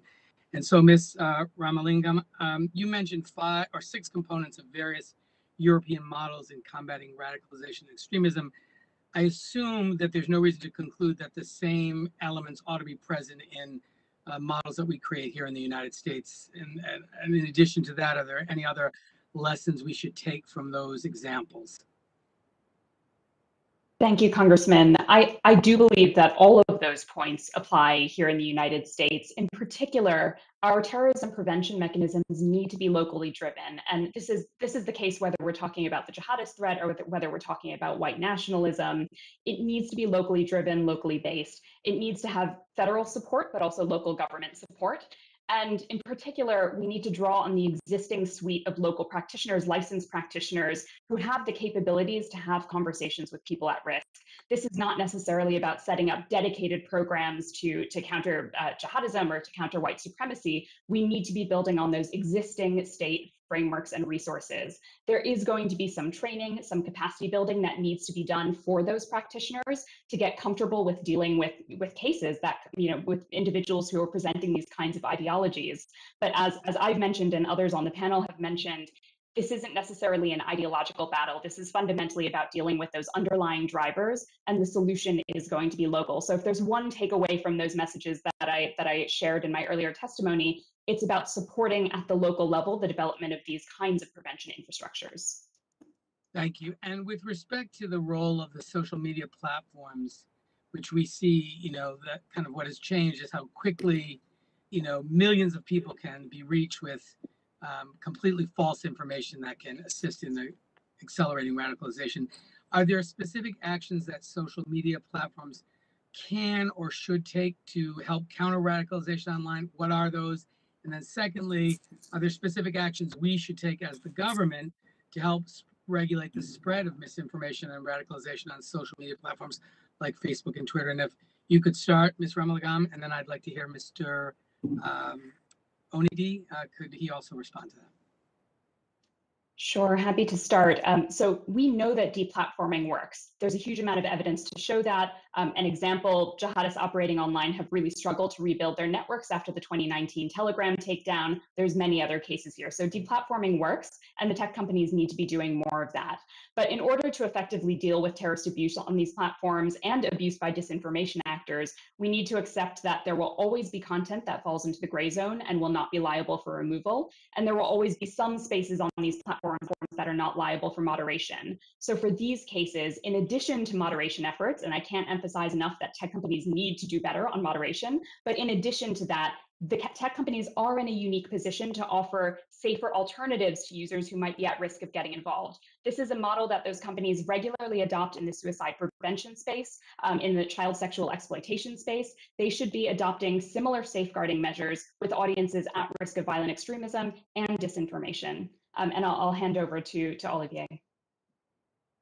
I very much concur with this analysis. I think the first most important point was for all of us, and American actors and European actors, to actually get all these platforms to recognize that there was a problem, to recognize that they had part of a responsibility in this problem, and also to recognize that some of the choices they make, some of their commercial choices, but also some of their technical choices, does actually sometimes lead to dreadful negative effects. I take a few examples. The first one, this quest for introducing systematic end-to-end encryption. This is very challenging. Of course, we want to protect the privacy of private communications, but if encryption does lead for law enforcement and others to be blind in the actual communication that is being spread across networks, this is the limit of what can be accepted. And then this is a major challenge we are now dealing with in the European Union. Second examples, the type of commercially oriented algorithms that are being used. There is also there quite a number of dreadful negative effects in the way those algorithms amplify the quest and the access to negative and dreadful material. And these are some of the work that we are conducting with them in order for them to be better at self-correcting some of the mistakes they are doing. And then finally, I think ultimately it is also for us, public authorities, to progressively set obligations on the platforms, obligations to be good citizens, obligations to recognize that because of the very negative effects some content can have, they should also be part of providing some corrective measures. Thank you. Thank you so much. My time has expired. I yield back, Mr. Chairman. Thank you, Representative. Chair now recognizes Representative Wild from Pennsylvania for 5 minutes. Thank you, Mr. Chairman. My question is for Mr. Needy, and specifically following the January 6th attack on the U.S. Capitol, where I am right now, all of us are, and we know that an individual in France transferred something like $500,000 in Bitcoin to one of the extremists who was involved in the insurrection before then dying by suicide, the person who transferred the Bitcoin. Has there been any investigation by the EU into that transfer, and can you tell us about it? I don't know about this case in particular, but I can tell you that what happened came as a shock to all of us. It did also confirm very much that work that we had initiated across the Atlantic to actually broaden the kind of understanding of different motivations, different forms of ideologies being spread in order to incite to violent extremism behavior was actually the right way to pursue. And given the very intrinsic cooperation between investigators on both sides, I am sure that if this transfer has been monitored, this is being examined now by the relevant law enforcement agencies on both sides. But you don't know any details about that? This particular case, no, I really apologize. Okay. No, that's quite all right. But following up on what you just said, what can you tell us about the parallels or the interconnectedness between the white supremacists, the neo-Nazis, other extreme organizations on both sides of the Atlantic, and how we can work together to best combat it? This is at the heart of what we are working on for the moment. We're trying. The difficulty with these individuals are that they do not necessarily, they are not necessarily very outspoken as to the type of organizations they are members of. they use also extremely sophisticated ways of communication. So the first endeavor we are confronted with is to try to identify beyond the individuals the type of networks, the type of organizations they are members of. And from that, try to see to what extent those organizations have actually international connections. In a number of cases, we have seen that there are physical travel patterns, that there are communication patterns between different organizations known under different names as well, which again incite us to work even more on these, because what we would like to be able to do is, as we have done with known terrorism groupings, ultimately is to identify those organizations, designate those organizations as terrorist organizations, in order then to be able to also apply all the sanctions that are associated and that are at our disposal from our legislative frameworks. Access to deny access to finance, and deny access to traveling and so on. It is challenging because those are really new forms of working together, but it is really at the heart of what we're doing for the moment. Thank you, Mr. Chairman. I can't see the clock. I assume I'm out of time. Another minute, if you'd like. All right. Well, then I will follow up, Mr. Onidi. One of the concerns that I have about what's happening here in the United States is actually there's a parallel in Europe as well, and that is increasing public discourse by elected officials that I believe feeds into this kind of domestic terrorism, whether it's here in the United States or in the EU. Can you comment on that and what the role is of these kinds of public statements by people who should be leading by example but are not? Well, I mean, we are very attached also to freedom of speech on this side. So I think we have somewhat of the same very strong values in terms of protecting freedom of expressions. What we're trying to do is try to demonstrate what kind of behavior, what kind of incitement coming from whoever. Is it from a political individual? Is it in the context of other individuals? So that we can actually take action. Because we have ways, also criminal ways, to pursue when we have evidence of incitement for hatred and so on. But it's a very, very difficult field.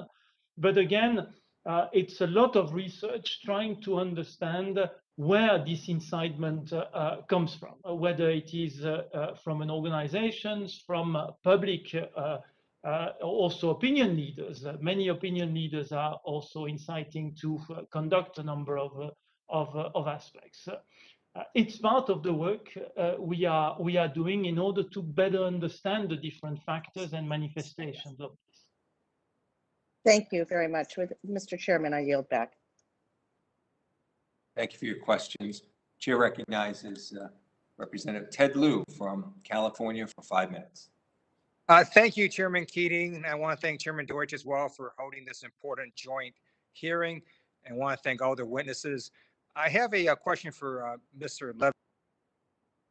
Levitt first about governmental programs you thought could terrorism. Now, I'm a Democrat. I support governmental programs.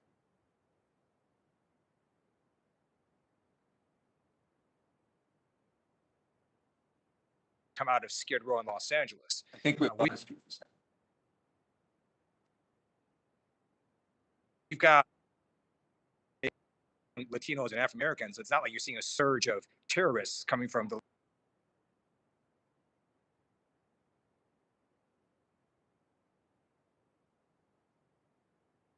Latino, African American. Representative Lieu, I think we're having some technical problems. Let's pause and you can take back some of your time, see if they correct themselves. Otherwise, we can come back. Let's Give it another try.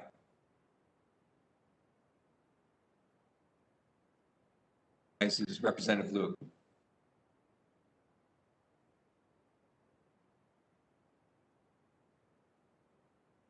Come back to Representative Liu and work out the technical problems. In the meantime, the chair recognizes for 5 minutes the chair of the Transatlantic Legislators Dialogue, Representative Jim Costa from California. Thank you very much, Mr. Chairman, for holding an important subcommittee hearing on issues that are affecting all of us, both in the United States and Europe. I'd like to address my first question to Mr. Banduzzi. The European Commissioner, Breton, said yesterday that there's a growing feeling in Europe that something is broken in our transatlantic relations. As the chair of the Transatlantic Legislators Dialogue, and I work with Chairman Keating and many other members, we meet regularly between ourselves and the European Union. And we're concerned. Obviously, it's been a tough last 4 years, and the president came to Europe in June and said, we're back. The recent US, UK, Australian agreement known as AUKUS has obviously been very disturbing to our longtime ally, France, a critical transatlantic partner. What effect, if any, do we expect this agreement will have on our joint US-EU ability to counter new and rising terrorism? Is this something that we can, I know there was a conversation with President Macron and President Biden yesterday, but I'd like your assessment of it. I think what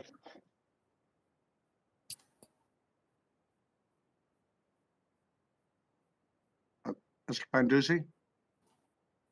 Okay, yes, sorry, I thought it was directed to me. I wasn't sure there. Thank you for that question, Chair. I think my response would be that I think we're seeing a moment in transatlantic relations where, in particular in France, you've had a lot of anger in response to the agreement between Australia, the US, and UK. It was a very big deal from their perspective. The announcement of this agreement landed the day before the European Commission was launching its own Indo-Pacific strategy. So it landed a particularly bad moment for Brussels, and it landed a particularly bad moment for France in particular, who was ultimately the sort of biggest loser from this particular engagement. So what do we need to do to repair things? I mean, I've said, and you know, the partnership that goes back post World War II is now, I think, a reflection, this relationship, of the longest peacetime period in Europe in over 1,000 years.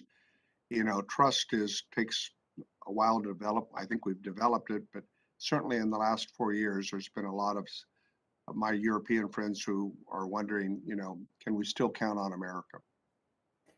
I think, as was pointed out by other speakers, I think the key is the United States needs to telegraph its messaging a little bit more clearly. I think maybe in Washington this was felt to be understood, but obviously it wasn't understood in Europe. I think at the end of the day, rebuilding the relationship is saying we'll just take communication and time. I think though fundamentally the transatlantic alliance remains for both sides the sort of bedrock of their strategic security outlooks. No, and so I I feel agree. that in the longer term it will always come together. My time's getting out. I'd like Mr. Or Ms. I'm sorry, Romelin. I don't know that I pronounced that properly, but your copy on Moonshot I was interested in. You've done a lot in terms of intergovernmental project on far-right terrorism in Europe. Recently, we've seen a situation in a number of European countries, as including Portugal, where the Chega party won nearly 12% of the vote in 2021.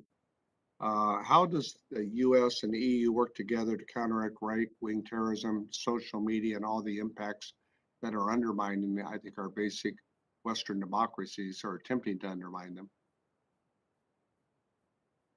Thank you, Congressman, and your pronunciation was just fine. Thank you. The U.S. has a lot to learn, actually, from our European partners around prevention of right-wing terrorism, white nationalist terrorism. This is a threat and a problem set that European governments have been dealing with since prior to 9/11. And so many of the infrastructure structures that were developed to deal with white supremacy in Europe have now well over 20 years of an evidence base around methods of prevention that are going to be most effective. In Some of Germany the and learnings. Denmark and a number of countries, yes.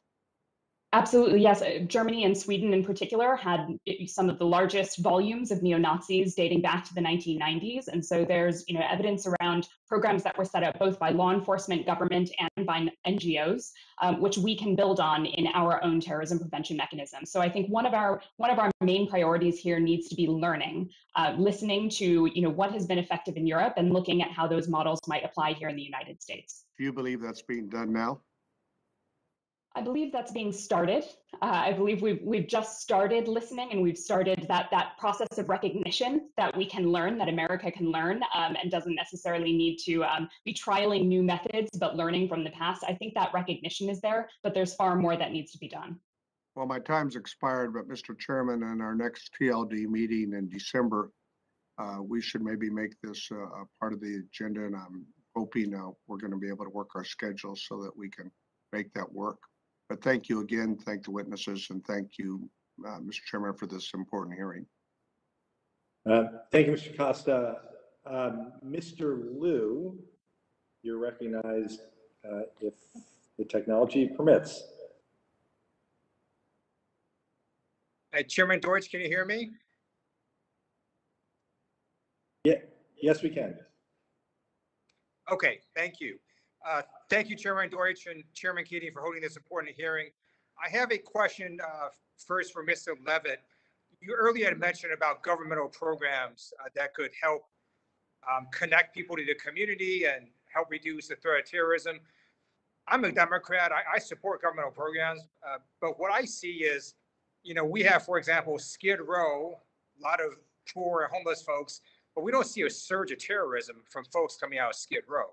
We also have high poverty rates across America, particularly among Latino Afro-Americans, but we're not seeing a surge of terrorists who are Afro-American and Latinos. I'm just curious, what governmental programs are you referring to, and have they been shown to work? Thank you for the question, Congressman Liu. You're absolutely right. We should take a step back and note that this is not a problem that's affecting, the vast majority of society. Terrorism is an outsized problem because very, very few cases of radicalization can lead to very, very outsized outcomes.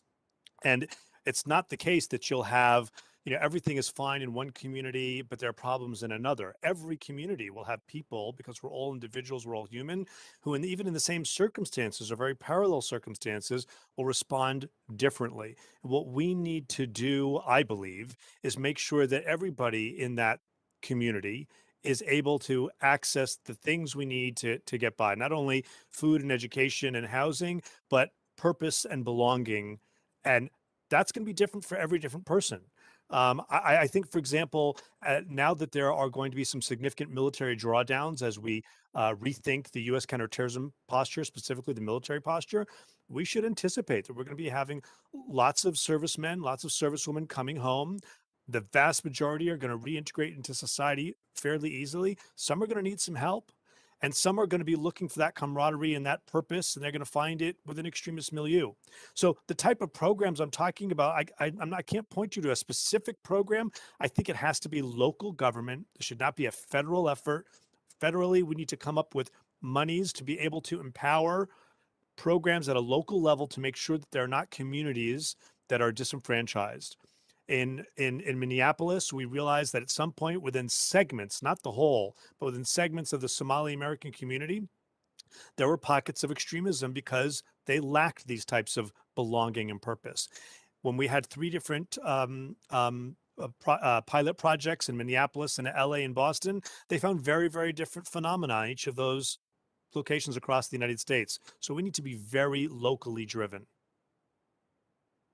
Thank you. And then my next question is for the panel. I'm curious what you think about the impact of race on terrorism. When you look at January 6th, the folks there, based on Washington Post study, showed that they were there. The greatest predictor was based on the rate of change in their county, if it was declining in the white population. And if that was happening, then they were more likely to show up on January 6th.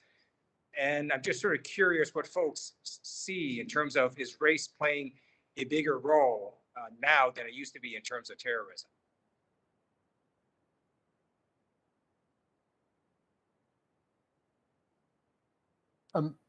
I think it was addressed to the whole crowd, the whole panel, so maybe I'll offer my 2 cents. I think that race is clearly a major driver of the kind of extreme right threat that we see that has become more prominent recently. What I would say is it's always been an issue, actually, on both sides of the coin. If I think back to in the United Kingdom, if we think about questions of race, and you look at some of the early individuals who were sort of joining Al-Qaeda and who were going to training camps in Afghanistan in the sort of 1990s and early 2000s, a lot of them will report an experience of, there are South Asian Britons living in the United Kingdom. Race was an issue that was sort of aggravating them and making them feel disenfranchised to their community and making them look to some sort of explanation, some sort of group that would give them a sense of membership that then would lead them to ultimately, in some cases, join Al-Qaeda. So I think the question of race has been a sort of constant in many ways across all groups. And it's really about people feeling alienated from their environment. And that is something which clearly generates problems. So yes, it's really it's about social fabric and social tensions. And if that social tensions are very high, then the fabric of society gets very aggravated and torn. And that's what ultimately leads people to look for sort of extremist groups to help them understand the world and then to get them a frame to react to it within. So I think it's really about the social fabric and tensions that really, that race is clearly one of the major issues that that gets picked at. Thank you. And I can't actually see the time. Do I have any time left?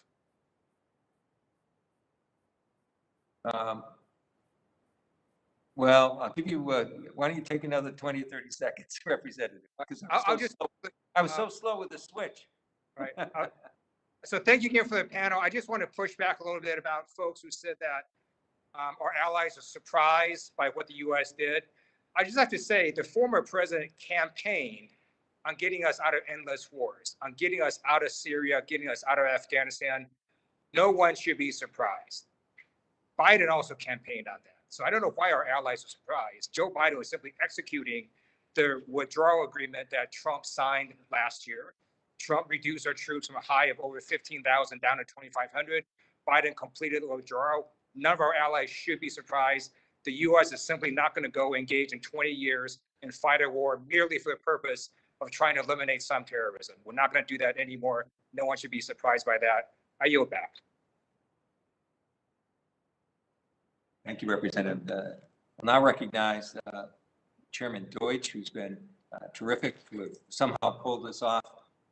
If we could coordinate some of our strategies as well as we overcame some of the challenges of this hearing, we'd be in great shape. But thank you again for your leadership and for chairing this with our subcommittee. And I now recognize Chairman Ted Deutch. Thanks. Thank you, Mr. Chairman. First, Ms. Ronald-Lingham, the transatlantic relationship, the alliance has experienced significant challenges in recent years. We've talked a lot about that. Though many members are currently and common throughout so many of the members as the experience of internal struggles related to hate and extremism and the social media misinformation that fuels it. How, from a transatlantic perspective, how would you characterize the most urgent needs for transatlantic cooperation to counter the rapid spread of online radicalization and extremist propaganda? Thank you, Chairman. There's a lot of work ongoing, international cooperation, which I would call really soft diplomacy efforts to try and nudge the tech companies in the right direction. So that the best example of that is the Global Internet Forum to Counter Terrorism and a lot of the initiatives that were set up following Christchurch. That said, from my experience, the tech companies are most willing to respond in being very frank in moments of tragedy. So we saw, after Christchurch and after January 6th, that the tech companies will launch a knee-jerk reaction, or they are willing to respond when governments impose legal and commercial imperatives to act. This tends to lead to a need to knee-jerk reaction, inconsistent application of rules and regulations. It's very reactive rather than proactive. I do think that there is scope for America to look to what's been done internationally in terms of European governments placing restrictions on the tech companies and looking at the efficacy of that when it comes to impacts on terrorism prevention and moderation efforts. And I look forward to seeing the impacts of the soft diplomacy effort. But bearing in mind my own understanding of how the tech companies are, when the tech companies are most compelled to act, it tends to be when it's those legal and commercial imperatives take precedence. Okay, so let me follow up. If they're good at responding in the aftermath of tragedy and they respond to pressure, what's the right way to get them to pay attention to this before there's another tragedy? So while I'm not an expert on big tech regulation efforts, from my experience, governmental pressure does have an impact. The tech companies are looking at, for example, the designation lists by the US government. They look at the FTO list, they look at the SDGT list. They are looking at government regulations, and we can use those kinds of mechanisms to push the tech companies in the right direction and to ensure that there's consistent application of their moderation efforts across different forms of extremism. This is where one of the greatest gaps has emerged in the last several years. Obviously, the efforts to designate white supremacist organizations have really only just been given the attention that they deserve. But there are some efforts that I think government can take to push companies in the right direction using those kinds of levers. I appreciate that. Let me just put a question out to the panel. When we're looking at the current threat landscape, as we try to address the ways to counter it, where are we seeing the greatest similarities between the threats facing the U.S. and the threats facing Europe, and how do we can we confirm that there are in fact those shared threats and prioritize them accordingly? I'll open that up to anyone on the panel.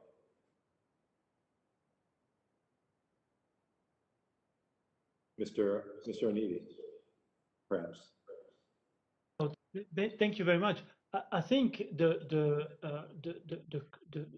closest really in terms of the manifestation of what is going on both in the US and in the European Union is the fact that we do have an increased number of individuals radicalizing and being led to commit violent acts. And this for very different ideological reasons. And I think it was extremely well explained by all the members of the panel that at the end of the day, the ideological part was just the excuse, so to say, the packaging of why the individual would actually commit such a violent act.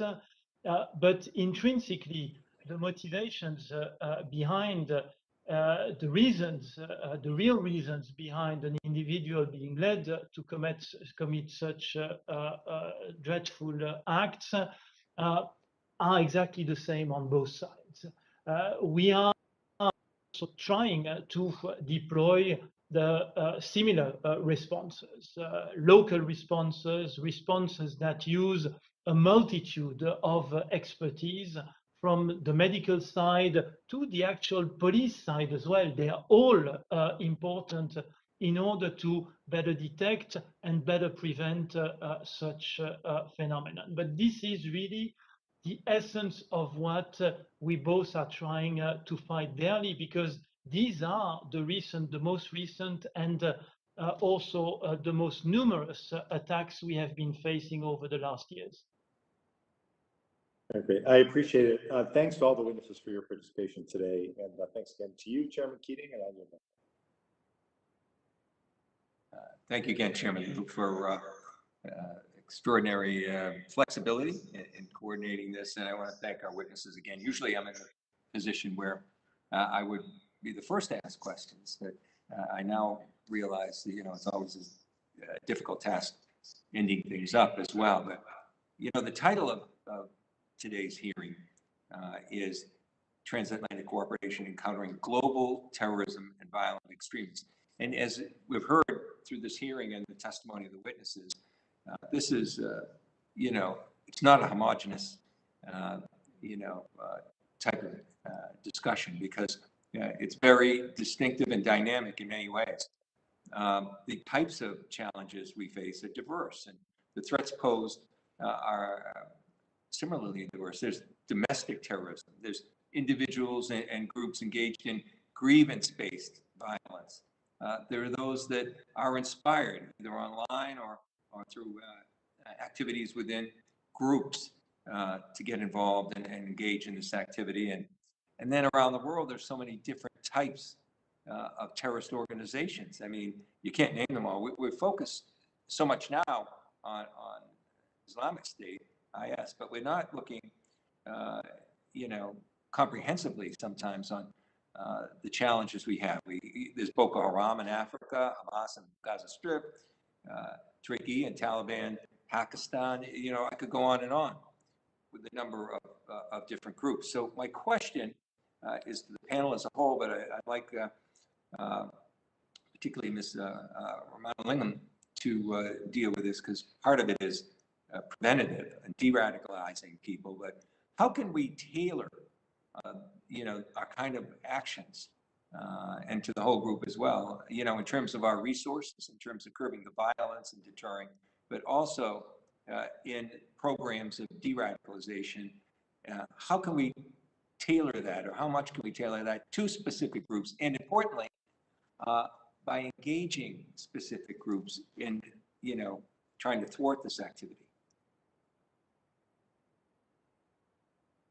Thank you, Chairman. I'm happy to start off and then hand over to the rest of the panel.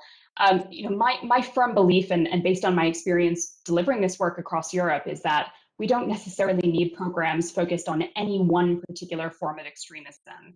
Yes, there are going to be cases that arise where ideology does need to be addressed, but actually the underlying skills which are required to deliver this work have nothing to do with the ideology itself. That said, the most effective programs do pair individuals at risk with someone who's likely to be credible and trusted with them. Oftentimes, many of the European programs that operate in this space use former extremists in that space because they'll have credibility with those individuals. So that's the area in which those sorts of programs need to be tailored and offering that credibility. Credibility will obviously look very different for a white supremacist than it will be for someone who's at risk of jihadism. But broadly speaking, the underlying skills required by those practitioners are really behavioral health methodologies, the skill sets that are required within the behavioral health field, whether that's psychology, counseling, social work, or youth work. And fundamentally, that's going to be the basis for any effective program, even here in the United States. Yeah, there's some studies, I believe, that actually mention the value and the multiplier effect and the effectiveness, the efficacy of issues of this nature, more in the hands of involvement of women, and particularly mothers. They're often the first educators of their children. They're often the first people who can spot some of the signs of radicalization themselves. How important is it to engage women, particularly, and empower women in this effort? Is your question directed at me, Chairman? It would be. I'm happy to take it. On the preventative side, but others can chime in, particularly you, yes. Great. I'm happy to start. You're absolutely right that family members in particular they play a crucial role here. And many of the programs that were set up in Europe and which are now starting to develop in the US are actually family counseling programs. These are programs for the fathers, mothers, sisters, brothers of people who are at risk, who are likely to be the first ones to spot the sign. So that's a very important, those are very important nodes which can help us pull people back who are at risk. Women play an important role in that. I would also want to mention that we tend to focus our prevention efforts on men. I think there's an assumption here that men are the ones that are at greatest risk. We have increasing evidence to show that women are also involved in these movements, sometimes at high volumes. In particular, some of Moonshot's research has found that in the United States, 25% of people who are engaging white supremacy content online are women who self-identify as women.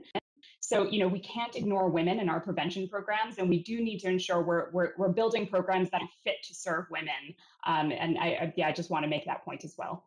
Thank you. One last thought, and then we'll conclude. But in the European Union and India discussed multiple ways to elevate security and strategic partnerships recently, and they included sanctions as a part of this as well.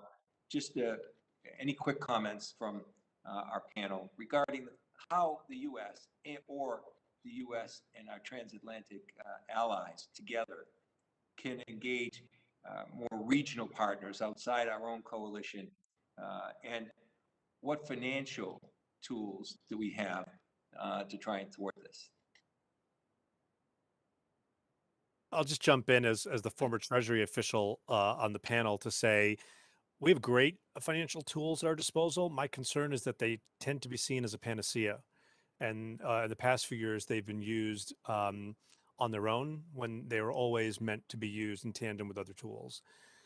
Diplomatic counterterrorism is a real thing, and we need to be doing a lot more of it. If we do more of it, we'll be able to bring in more regional allies, and we'll be able to work with them and our other allies, including the Europeans, on issues including but not limited to the use of sanctions and other financial tools. The only other thing I'd like to say, answering previous question, is the panel here is about countering global violent extremism. Throughout the panel, we've basically broken it down, but we haven't made it clear. There's CVE at home, and then there's addressing the conflicts driving extremism abroad. I'm reminded, and I just looked it up, in 2017, the Office of the Director of National Intelligence wrote one of its global trends reports. And when it was talking about what would significantly impact the future direction of the terrorist threat, it said, the resolution or continuation of the many intra and interstate conflicts currently underway, most importantly, the Syrian war, but also the conflicts in Afghanistan, Iraq, Libya, the Sahel, Somalia, Yemen, and elsewhere, will determine the intensity and geography of future violence. Our transatlantic cooperation on helping each other counter violent extremism within one another's borders, is that really good? It's not so great, and it needs improvement on working together to solve big problems abroad. Thank you. I think on that note, I think it just underscores one of the fundamental lessons we learned today through this hearing, is that this is a dynamic problem and it requires a dynamic approach. Merely, as you mentioned, throwing sanctions at the issue, it could be one tool in the toolbox, but certainly not something that will accomplish the goals that we want.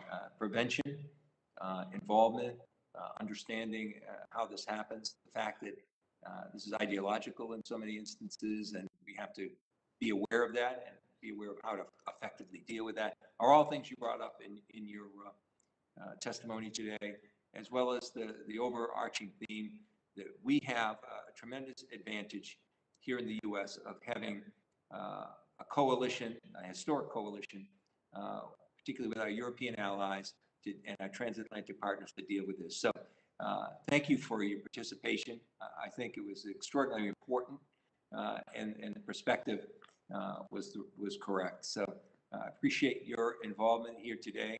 I'll advise the members they have 5 days to submit statements, extraneous material, and questions for the record, subject to the length limitations on the rules.